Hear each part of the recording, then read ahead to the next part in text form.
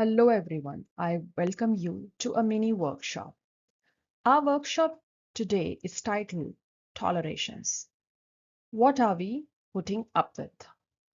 This is a workshop in which I'll help you understand while raising your awareness about what are those things in your life that are dragging you down, you're feeling overwhelmed by it, and has cluttered your mind.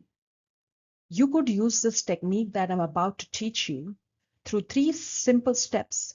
And what this will help you with is by raising your awareness and helping you understand the list of things that you're tolerating so that you are aware of or gather a holistic picture of all those things that is keeping you in a deep, vicious circle of stress. Awareness itself is a first step to problem solving. So this technique will help you become more aware of the things that you're putting up in life and that they are draining your energy, cluttering your mind. So let's get started. And as we do, I just want you to pause this video for a second here, grab a pen and a paper, and let's get started. We start with by creating a list. And before we do so, I want you to get into a relaxed state of mind, and to do so, just simply take 3 deep breaths along with me. Inhale, exhale. Inhale, exhale. Inhale and exhale. Bring your attention and feel more centered in your body. These deep breaths will help you enter into a relaxed state of mind. That's the first step to clean the clutters we usually hold. Now, we create a list. That's our step 1. For 5 seconds, close your eyes and think about all the things that you feel or think you are tolerating in your life now. You can write as many items as you want, and over the period of time, when you think of more, you can add this to your list. If for a second, you can open your eyes, and this slide is for those of you who may find it a bit difficult to maybe articulate their tolerations. So here are some examples.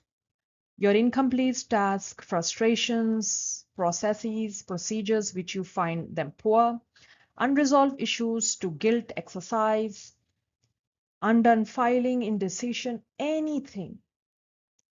So these examples are something, if they resonate, you could copy it from there. Or if you have your own, just feel free to use it and fill your list using these examples or of your own, and write as many as you could recall now. Once you've created your list and you now know, give a good look at how many items were you able to write in your list of all that you're tolerating. Once you have that list, and as you're going through it, you will find that you are getting a bit more clearer on things that are occupying your mind. It's like the clutter in your mind, you've just spread that now on a piece of paper. Once you've done that, I just want you to pick, for now, just for this particular technique, as we practice it together. Later on, you can pick up as many as you want. For now, just pick a minimum of 3 of those items or the things you've written from your toleration list that you've been putting up with in your life. Just pick 3.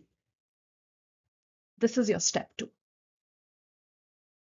Once you've picked those 3 or you've circled them, Now, against each of those that you've been putting up with, your toleration list, answer this question.